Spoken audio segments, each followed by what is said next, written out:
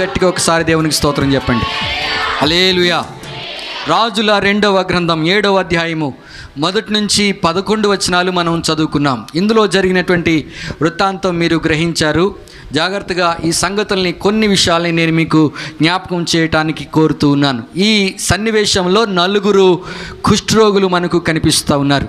4 కుష్ఠరోగులు ఒక అద్భుతమైన విషయాన్ని వారు కనుగొన్నారు. ఆ విషయాన్ని సాధ్యమైనంత వరకు అందరికీ తెలియజేయ సంకల్పించడమే ఈ పాఠంలో ఉన్నటువంటి ముఖ్యాంశంగా, మూలాంశంగా మనం చూస్తున్నాం. ఈ సంఘటన మనకు నేర్పించేటువంటి పాఠం ఏమిటంటే, ఆధ్యాత్మికమైనటువంటి ఆకలితో అలమటించే లోకానికి రక్షణ సువార్తను ప్రకటించడం మన బాధ్యత అని ఈ సన్నివేశం మనకు గుర్తు చేస్తూ ఉంది. సోమ్రోను పట్టణము భయంకరమైనటువంటి కరువులో ఉంది. కరువు విలయతాండవం చేస్తుంది. ఎంత భయంకరంగా ఉన్నది అని అంటే, మనం రాజుల 2వ గ్రంథం 6వ అధ్యాయం 24 నుంచి మనం చూసినట్లయితే చాలా భయంకరమైనటువంటి విషయాలు మనకు కనిపిస్తాయి. ఆ కరువులో రాజుగారు అటు ఇటు ప్రాకారం మీద తిరుగుతూ ఉన్నాడు. ఆ దేశమంతా కూడా శాంతి లేదు, సమాధానం లేదు, నెమ్మది లేదు. కారణం ఏమిటంటే ఆకలి చావులు, ఆకలి కేకలు. చాలామంది చనిపోతూ ఉండవచ్చు. చాలామంది జీవితాల్లో ఆకలితో పట్టబట్టుకుని అలమటిస్తున్నటువంటి సందర్భం. ఎంత భయంకరమైనటువంటి పరిస్థితి అంటే, ఒక స్త్రీ ఆ ప్రాకారం మీద నడుస్తున్నటువంటి రాజును చూచి, రాజా నాకు సహాయం చేయండి, రాజా నాకు సహాయం చేయండి, ఇక్కడ నేను ఆకలితో అలమటించేస్తున్నాను, నా బాధ ఎవరికి చెప్పుకోను అంటూ ఉంటే, ఆమెను దగ్గరికి పిలిచి, ఏంటి నేనేం చేయాలి, నేను నీకు ఏ విధమైన సహాయం చేయగలను అని అడిగితే, నాతో ఉన్నటువంటి ఒక స్త్రీ ఉందే, ఆ స్త్రీ మేమిద్దరం కూడా ఒక ఒప్పందం చేసుకున్నాము. ఆ ఒప్పందం ఏమిటంటే, ఈరోజు నా బిడ్డను వండుకు తిందాము, రేపొద్దున నీ బిడ్డను వండుకు తిందాము అని చెప్పి మేమిద్దరం ఒప్పందం చేసుకున్నాం. ఆ చెప్పినట్లుగా ఒప్పంద ప్రకారంగా నా బిడ్డను ఈరోజు నిన్న వండుకున్నాము, ఈరోజు నీ బిడ్డను వండుకుందామని అంటే ఒప్పుకోవటం లేదు రాజా అనేటువంటి మాట చెప్పగానే రాజుగారికి ఎంత వేదన కలిగిందనంటే, తన వస్త్రాలని చింపుకొని ఏడుస్తూ గోనిపట్ట ధరించుకున్నాడు. బయటికి కనిపించకపోయినప్పటికీ కూడా హృదయంలో వేదనతో నిండిపోయాడు. భయంకరమైన కరువు. ప్రియులారా, సిరియానులు ముట్టడి వేశారు. చాలా భయంకరమైనటువంటి పరిస్థితి. అక్కడ ఆశ్చర్యకరమైనటువంటి సంగతులు జరిగాయి. ఈ 4 కుష్ఠరోగులు ఏం చేశారో తెలుసా? ఈరోజు మనకు చాలా ఆకలిగా ఉంది, చాలా ఆకలితో అలమటించే ఇక్కడ ఉండడం కంటే మనము సిరియానులో ఉండేటువంటి ఆ దండుపేటలోకి వెళితే బాగుంటుంది కదా, ఏదో ఒకటి జరుగుతుంది, ఏదో అయితే బ్రతుకుతాము లేకపోతే చనిపోతాం అనేటువంటి ఒక ప్రత్యేకమైనటువంటి తీర్మానాన్ని వారు చేసుకున్నటువంటి సందర్భము మనం ఇక్కడ చూస్తూ ఉన్నాం. ఈ 4 కుష్ఠరోగులు బయలుదేరి దండుపేటలకు వెళ్ళి చూసేసరికి అక్కడ సిరియానుల సైన్యం లేదు, సిరియానుల యొక్క గుర్రాలు ఉన్నాయి, సిరియానుల యొక్క గాడిదలు ఉన్నాయి, సిరియానుల యొక్క ఆహార పదార్థాలు ఉన్నాయి. సిరియానులు మరి అక్కడ అన్నీ విడిచిపెట్టి, గుడారాలు అక్కడ విడిచిపెట్టి వెళ్ళిపోయినటువంటి పరిస్థితిని చూచి చాలా ఆశ్చర్యపోయారు. వీళ్ళు ఆశ్చర్యపోయారు, ఎవ్వరు మనకి ఇక్కడ కనిపించడం లేదు అని చెప్పి వాళ్ళు ఏం చేశారంటే, అక్కడ ఉన్నటువంటి వస్తువులు, ఆహార పదార్థాలు కొన్ని తీసుకుని వెళ్ళి ఒకసారి దాచిపెట్టేశారు, మరొకసారి కూడా వాళ్ళు తీసుకుని వెళ్ళి దాచిపెట్టేశారు. వారు, మనము చేయున్నది మంచిది కాదు, మంచి పని కాదు, నేటి దినమున శుభవర్తమానము గల దినము, మనము ఊరుకొని నెల తెల్లవారు వరకు మనం ఇచ్చట ఉండిన ఎడల ఏదైనా ఒక అపాయము మనకు సంభవించును గనుక మనం వెళ్ళి రాజు ఇంటి వారితో సంగతి తెలియజేయదము రండని ఒకరితోనొకడు చెప్పుకొనిరి. దేవునికి స్తోత్రం కలుగునుగాక. చాలా భయంకరమైనటువంటి కరువు ఆ దినాలలో. అంత భయంకరమైనటువంటి కరువులో ఇక భవిష్యత్తు లేదు, మనకు చనిపోబోతున్నాం, మనకు చావే శరణ్యం, ఇక బ్రతకడానికి ఏ విధమైనటువంటి ఆస్కారం లేదు, బ్రతికేందుకు ఏ విధమైనటువంటి మనకు సహాయం ఇక లేదు అని జనులు చెప్పుకుంటున్నటువంటి దినాలవి. ఆ పరిస్థితుల్లో ఒక శుభవర్తమాన దినం. 4 కుష్ఠరోగులు మనకు రక్షించబడినటువంటి విశ్వాసులకు సాదృశ్యంగా మనకు కనిపిస్తారు. వారి కుష్ఠరోగులే కావచ్చు, కానీ వారు ఒక శుభవర్తమానాన్ని తీసుకుని వచ్చారు. లోకంలో ఉన్నటువంటి మనమందరం కూడా కుష్ఠరోగులతో సమానమే. అపరాధముల చేత, పాపముల చేత మనం చచ్చిపోయాం. మనకు నడినెత్తి నుండి అరికాల వరకు కొంచెమైనా స్వస్థత అనేటువంటిది లేనే లేదు. ఎక్కడ చూసినా పచ్చి పుండ్లు, ఎక్కడ చూసినా గాయాలే. అది ఆ గాయం మెత్తన చేయబడలేదు, నూనెతో అది అంటబడలేదు. యెషయా గ్రంథం 1వ అధ్యాయంలో మనం చూస్తాం, నడినెత్తు నుండి అరికాల వరకు స్వస్థత కొంచెమైన లేదని. నిజంగానే మనకు ఆరోగ్యం లేదు, ఆత్మీయమైనటువంటి ఆరోగ్యం లేదు. మనము చచ్చని స్థితిలో ఉన్నాం, చావుకు దగ్గరలో ఉన్నాం. నిజంగా భౌతికంగా మనం బ్రతికున్నామనేటువంటి పేరు ఉంది. ప్రకటన గ్రంథంలో మనం చూస్తాం కదా, నీవు బ్రతికున్నావన్న పేరు మాత్రం ఉంది, కానీ నీవు చచ్చిన వాడవే. దేని చేత మనం చచ్చాము అని అంటే, మీరు మీ అపరాధముల చేత, ఎఫెసీ పత్రికలో 2వ అధ్యాయం చూస్తాం, మీ పాపముల చేత మీరు చచ్చిన వారై ఉండగా క్రీస్తు మీ కొరకు మరణించాడు. క్రీస్తు మన కొరకు మరణించాడు, మనకు పునరుద్ధానాన్ని ఇవ్వడానికి, మనకు నిత్య జీవాన్ని ఇవ్వడానికి, మనకు రక్షణ కలుగు చేయడానికి. ఆయన నిత్య రక్షణ మనకు కలుగు చేశాడు. అది ఉచితంగా మనకు ఇవ్వబడింది. వీరు దండుపేటలోనికి వెళ్ళేసరికి అక్కడ విస్తారమైనటువంటి ఆహారం వీరికి కనిపించింది. ఇది శుభవర్తమానము గల దినము. దేవునికి స్తోత్రం కలుగునుగాక. హల్లెలూయా. నాకు ఈ మాట పలకగానే దేవదూతలు గుర్తుకొస్తున్నారు. యేసయ్య జన్మించిన తరువాత పరలోకం నుండి సైన్య సమూహం భూమి మీదకి వచ్చారు. ఆ బెత్లెహేము నగరం చుట్టూ ఆ రాత్రి తిరుగుతూ ఉన్నారు. తిరుగుతూ ఉంటుంటే పొలాల్లో కొంతమంది గొర్రెల కాపరులు ఉన్నారు. వారు మంట వేసుకుని గొర్రెలు కాచుకుంటూ ఉన్నారు, తోడేళ్ళు రాకుండా. మరి గొర్రెలకు కాపలగా వారు ఉంటున్నటువంటి సందర్భంలో, ఎందుకంటే యెరూషలేములో గొప్ప పండగ జరగబోతుంది, దాని కొరకు వీరు సిద్ధపరిచేటువంటి గొర్రెలివి, వదకు తేబడినటువంటి గొర్రెలివి. గొర్రెలను కాసుకుంటూ ఉన్నారు వీరు. అలాంటి సందర్భంలో ఆ బెత్లెహేము చుట్టూ గొప్ప వెలుగు నిండిపోయింది. ఆ వెలుగును చూచి వారు కంగారు పడిపోతున్నారు. దేవదూతలు ఆ ఆకాశం గుండా వాళ్ళు వస్తూ ఏమన్నారు తెలుసా? భయపడకండి, ఇదిగో ప్రజలందరికీ కలుగుబోవు మహా సంతోషకరమైన శుభవర్తమానం నేడు మీకు తెలియజేయుచున్నాను. దావీదు పట్టణమందుడి రక్షకుడు మీ కొరకు పుట్టి ఉన్నాడు. ఈయన ప్రభు అయిన క్రీస్తు. దానికిదే మీ కానవాలు. ఒక శిశువు పొత్తిగుడ్డలతో చుట్టబడి ఒక తొట్టెలో పరుండినుట మీరు చూతురు. దేవునికి స్తోత్రం కలుగునుగాక. ప్రజలందరికీ కలుగుబోవు మహా సంతోషకరమైన శుభవర్తమానం నేను మీకు తెలియజేస్తున్నాం. దేవదూతలు పరలోకం నుంచి వచ్చి చెప్పినటువంటి ఆ శుభవర్తమానం ఇది. కరువులో, భయంకరమైనటువంటి కరువులో, ఆకలి చావుల మధ్య అలమటిస్తున్నటువంటి ప్రజానికానికి ఈ నలుగురు శుభవర్తమానం తీసుకుని వెళ్ళడానికి తీర్మానం చేసుకున్నారు. మీరు చావరు, మీరు బ్రతుకుతారు. రాజుగారికి వర్తమానం తీసుకొచ్చాడు ఎలీషా ప్రవక్త, వర్తమానం పంపించాడు. రేపు జరగబోయేది ఏమిటో తెలుసా? రూపాయి 1 1 మానిక సన్నని పిండియు, రూపాయి 1 2 మానికల యవల పిండియు అమ్మబడును. ఇంత కార్యం జరుగుతుందా? ఎక్కడి నుంచి అద్భుతమైన జరుగుద్దా? ఆకాశపు కిటికీలు తెరిచి ఆయన ఏమన్నా భూమి మీదకి కుమ్మరిస్తాడా, కురిపిస్తాడా? విశ్వాసం లేని మాటలు కదా ఇవి. ఎలీషా చెప్పే మాటలు, ఎవరు చెప్పిన మాటలు ఇవి? దేవుడు చెప్పమన్న మాటలు. యెహోవా ఇలాగు సెలవిచ్చుచున్నాడు. దేవుడు మాట ఇచ్చాడంటే నెరవేర్చేటువంటి దేవుడు. దేవుడు చెప్పాడంటే నెరవేర్చేటువంటి దేవుడు. ఆయన మాట ఇచ్చి నెరవేర్చని వాడు కాదు, మాట ఇచ్చి పారిపోయేవాడు కాదు. ఆయన సర్వశక్తిమంతుడు. ఆయన మాట తప్పనిసరిగా తూచా తప్పకుండా నెరవేరి తీరుతుందంతే. దేవుడి మాట నమ్మాలి మనం. ఇంత భయంకరమైనటువంటి కరువు విలయతాండవం చేస్తుంటే, మనుషులు పిట్టలు రాలినట్లు రాలిపోతూ ఉంటుంటే, ఇలాంటి పరిస్థితుల్లో నీవు ఈ వర్తమానం చెబుతున్నావేమిటి? దేవుని సన్నిధిలో నడిచేవారికి కూడా కొన్నిసార్లు అనుమానాలు ఏర్పడతాయి.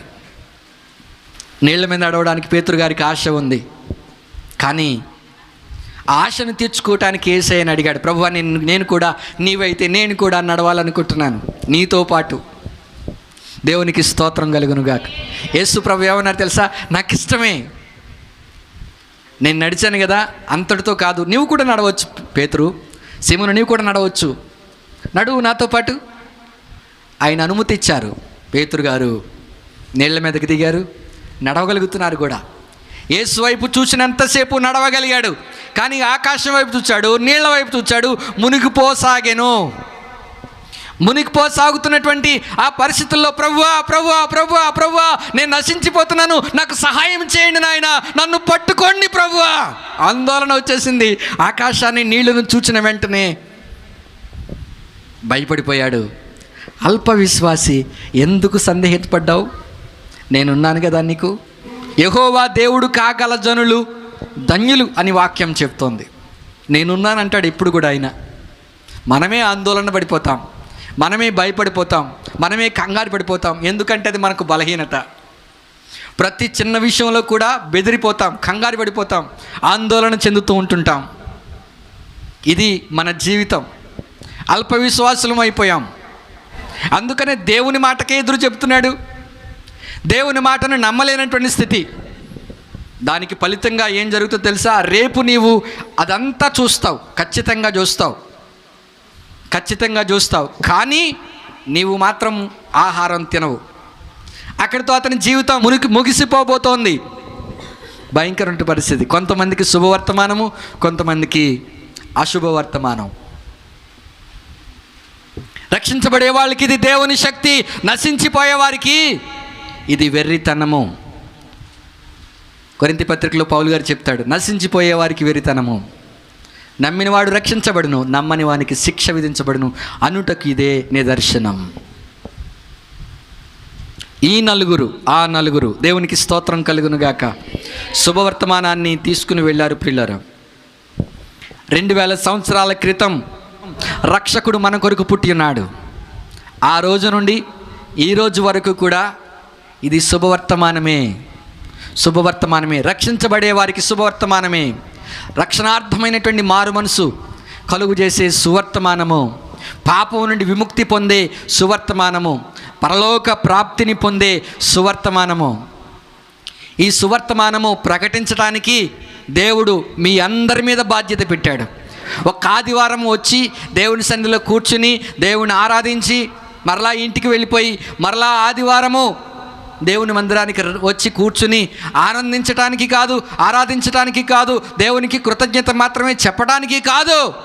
దేవుడు మీ మీద భారం పెట్టాడు, సువర్తమానం తెలుపమని. మనమందరం కూడా దేవుని యొక్క వర్తమానాన్ని నీ పక్క ఇంటి వారికి, నీ ఇరుగు పొరుగు వారికి, నీ బంధువులకి, నీ రక్త సంబంధులకి సువర్తమానము చెప్పవలసిన బాధ్యత నీ మీద ఉంది. ఒకవేళ నీ కళ్ళ ముందు గనక వారు పాపములో చనిపోయినట్లయితే దానికి దేవుడు నిన్ను ప్రశ్నిస్తాడు. ఒక్కసారైనా నీవు చెప్పావా వారికి దేవుని గురించి? రక్షణను గూర్చి ఒక్క మాట అయినా చెప్పావా?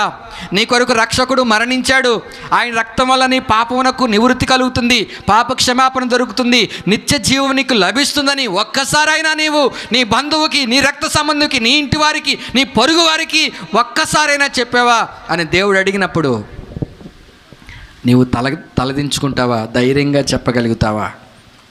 ఒక్కసారి నీవు ఆలోచించవలసినటువంటి ఆవశ్యకత ఉంది. 9వ వచనంలో చూస్తున్నాం, మనము చేయునది మంచిది కాదు. ఎప్పుడు అంటున్నారు తెలుసా? వాళ్ళకి సమృద్ధిగా ఆహారము, సమృద్ధి అయిన వస్తువులు అన్నీ దొరికిన తర్వాత దాచుకున్నారు కదా. ఇప్పుడు వాళ్ళకి ఆలోచన వచ్చింది, మనం చేయునది మంచిది కాదు. ఎందుకంటే గ్రామంలో, పట్టణాల్లో ఎంతోమంది ఆకలితో అలమటిస్తున్నారు, వారికి వర్తమానం వెళ్ళాలి.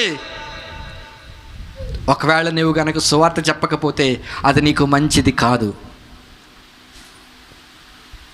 సువార్త చెప్పకపోతే మంచిది కాదు.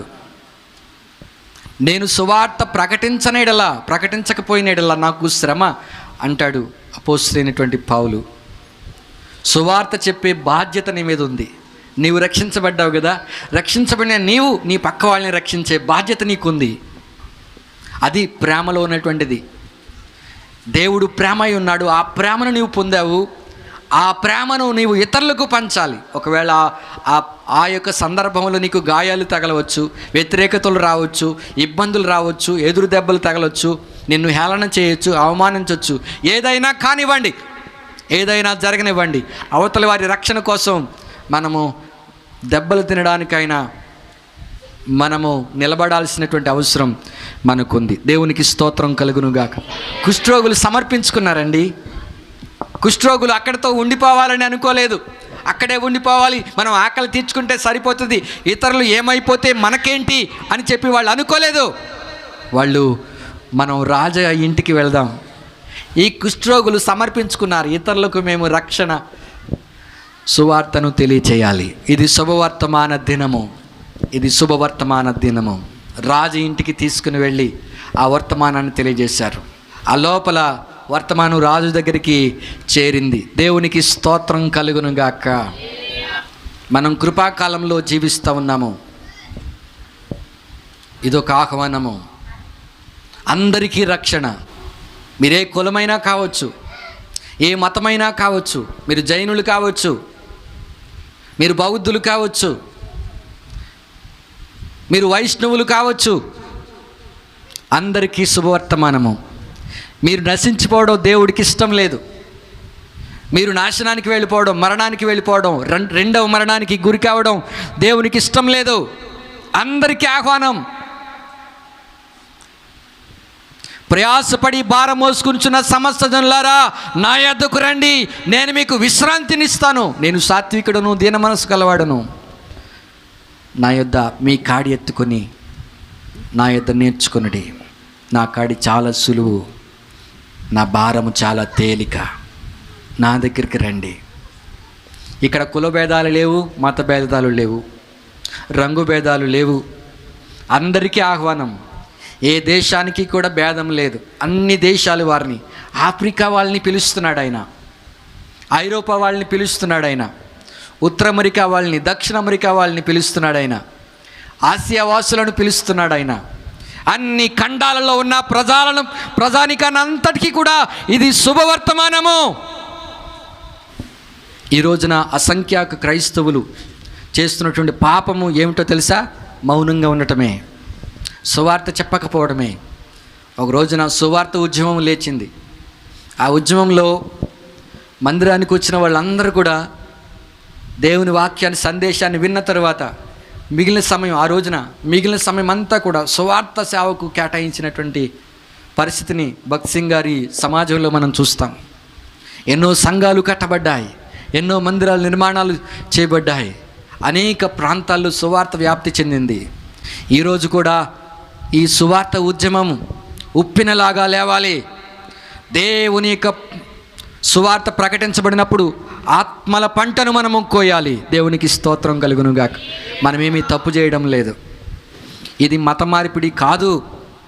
మనిషిని రక్షించడం కోసం, మనిషిని దేవుని యొక్క ఉగ్రత నుండి తప్పించడం కోసం యేసు అనేటువంటి రక్షకుడు 2000 సంవత్సరాల క్రితం ఈ లోకంలో జన్మించాడు. నీ కొరకు, నా కొరకు ఆయన మన అపరాధాల కొరకు ఆయన ప్రాణం పెట్టాడు, వెల చెల్లించాడు, నీకు రక్షణ కలుగు చేశాడని చెప్పడమే సువర్తమానం యొక్క ఉద్దేశం అనే సత్యాన్ని మనం గ్రహించాలి. మనం చేయనది మంచిది కాదు.